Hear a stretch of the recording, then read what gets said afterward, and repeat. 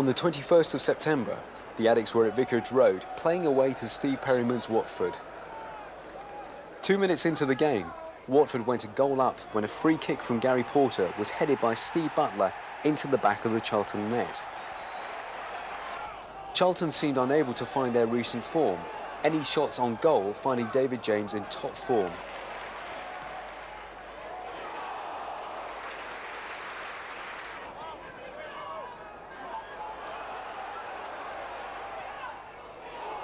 In the 35th minute, Watford new boy Andy Hessenthaler completed Charlton's misery, firing home an attempted clearance by Andy Peake to leave the final score 2-0 to Watford. On the 25th of September, the Addicks were competing in the second round of the Rumbelows Cup, at home to First Division Norwich City. Bacon, great tackle from Paul Bacon, and now Dyer with another chance to cross. Comes in towards Leeburn, up he gets, Leeburn gets up at the far post, a great save from Gunn. And it won't fall for Nelson, it will fall for Nelson. Lee with the shot, off the line by Gordon. And Charlton a little bit stretched now. Fox and Fleck breaking for Norwich. Here's Fleck, the ball through for Dale Gordon, and the goal for Norwich City. There it is, City take the lead with a very simple move indeed after 41 minutes. And Robert Fleck in space on the left-hand side. Norwich breaking very quickly, Ullathorne again. Everyone to his left, but here's Fleck. Oh, there's a great ball inside for Ullathorne. Goes round, Boulder across the face of the area. And that has gone in from Rob Newman. And if City can survive that next minute or so, they'll take a very handy 2-0 lead back to Carrow Road. Cross comes in. Robert Lee with a chance. Robert Lee will score. No! Off the post. And how on earth did he miss from there? Fortunately, the attendance of Charlton's next home fixture was a slightly more healthy 4,000, as the Addicks prepared to take on John Rudge's Port Vale on the 28th of September. Nelson involved, and Nelson does well to find Colin Walsh. Leeburn to the target, Leeburn onside, Leeburn who's turned now, Nelson in there, Nelson for Charlton, 1-0, Gary Nelson. And good play there by Carl Leeburn, and also by Colin Walsh. Here's Alan Webb. Ball gets a good flick on, Mills to the midfield, and it's just wide from Brian Mills, and Charlton's defence was cut open there by the flick from Martin Boyle. Away by Glover, but a good ball from Bumstead, finds Nelson, looking for Alex Dyer. It's a great ball by Gary Nelson. Dyer's got Minto in support. He opts for the cross, it's a deep cross to the far post. Leeburn, it's there, Carl Leeburn scores for Charlton, 2-0 for Charlton, and Carl Leeburn repays the Port Vale defenders who have clobbered him all afternoon with a fine header at the far post.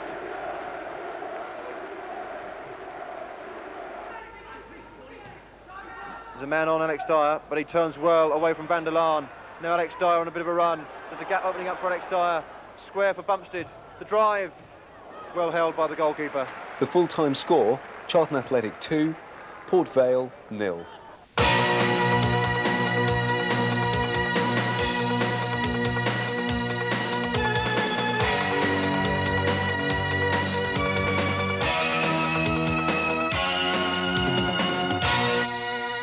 The Addicks' next fixture was away to Cambridge United in the first round of the ZDS Cup on the 2nd of October.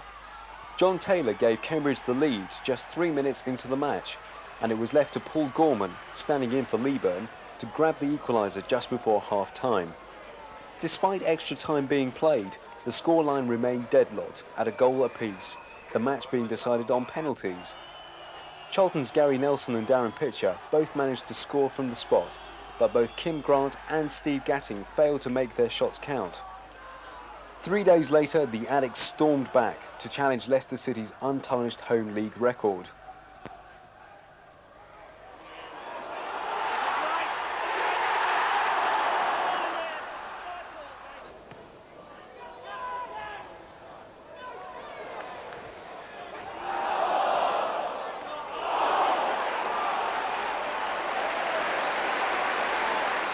"51 minutes into the game, Gary Nelson bagged his 4th goal of the season, driving the volley past Leicester keeper Kevin Poole to give Charlton the lead.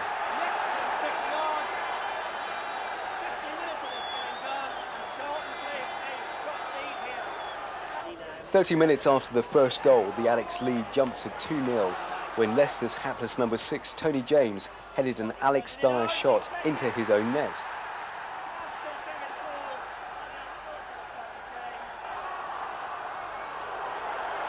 Full credit should go to Bob Boulder, who pulled off some splendid saves to deny City a place on the scoresheet.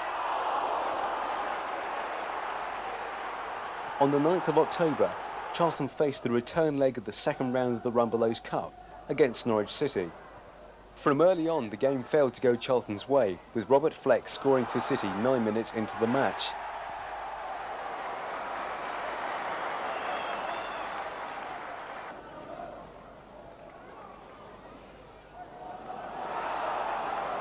In the 35th minute, Fleck bagged his second of the evening, driving a curling shot past Bob Boulder.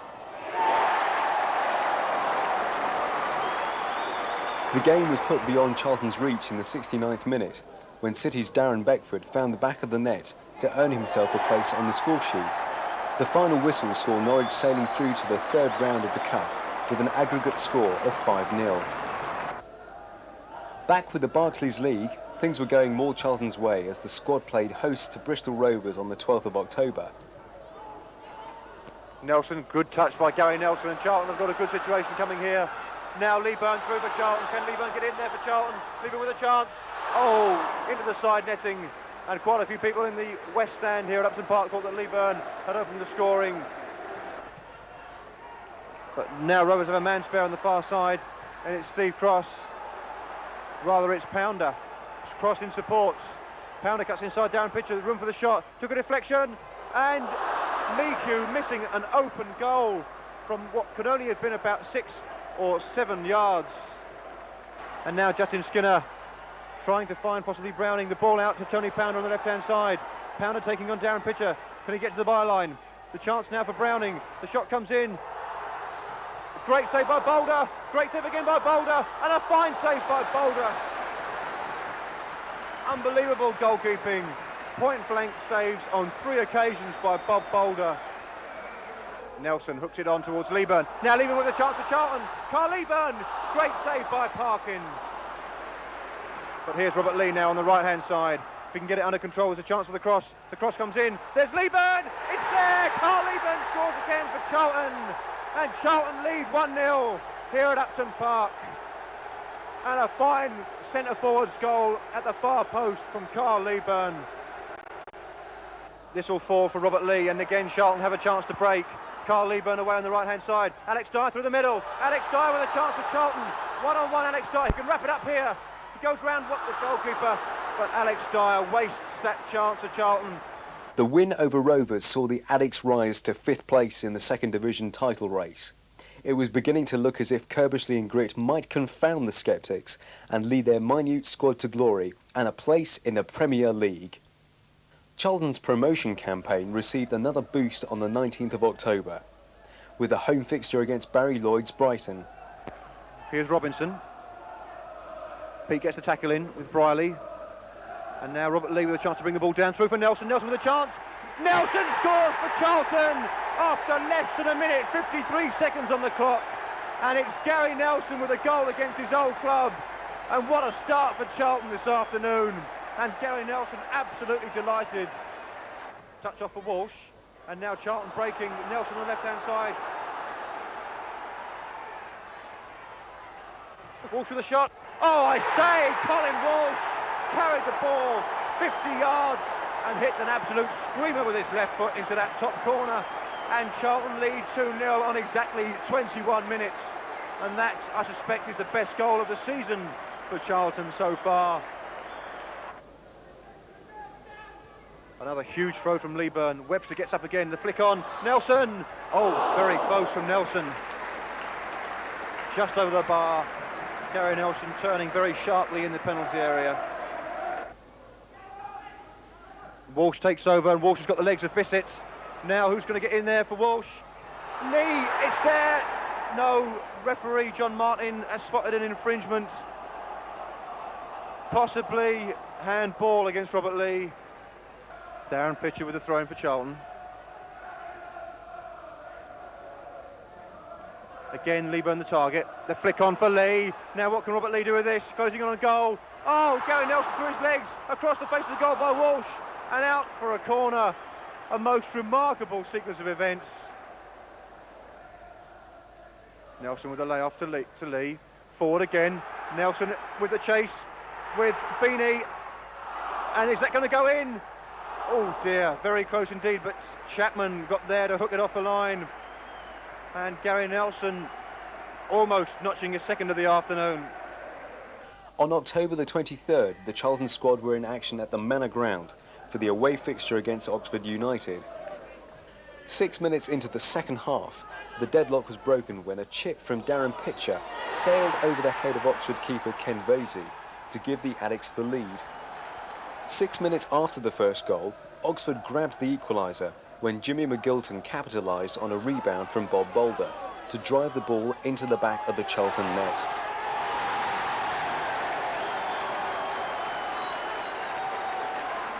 In the 66th minute, a long throw from Carl Leeburn landed for Simon Webster on the edge of the area. Robert Lee collected the ball, firing the shot past defender Gary Smart into the back of the net. This was Charlton's 5th league win in a row, and the result put the Addicts joint top of the second division, just behind Middlesbrough on goal difference. October the 26th saw Charlton playing away to David Webb's Southend United. Over 2,000 Charlton fans travelled to see their team do battle with the Blues, but the match will probably be remembered for all the wrong reasons by those who attended. His flick header to Lee, and as he got to place the goal away, and Sampson had to get it at a second attempt. Power forward towards Answer.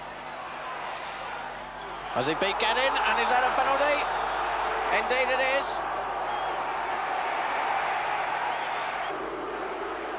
Now Austin has the chance, and I'm sure Southend penalty misses are more than scheduled to come to an end soon. Austin against Boulder.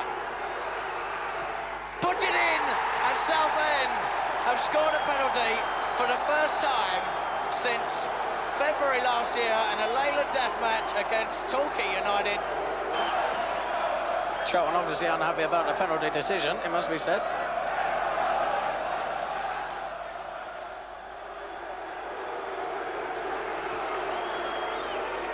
And Curbs and Gritt seems to have been given these marching orders from sitting on the bench in this game.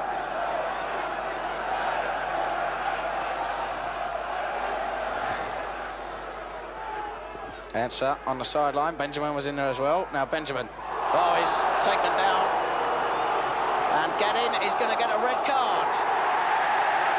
His second challenge. The first one was the penalty, and the second a foul on Ian Benjamin. I can't really say it warranted a sending off, the second offence. Leeburn beats Austin in the air. Now Walsh, first time shot over the top of Paul Sampson's crossbar. It's a better corner. Sampson came, and it's into the net. Carl Leeburn has equalised for Charlton. And with 9 minutes of the second half gone, Leeburn wins the header again. Now Nelson's in, and that's a penalty against Spencer Pryor.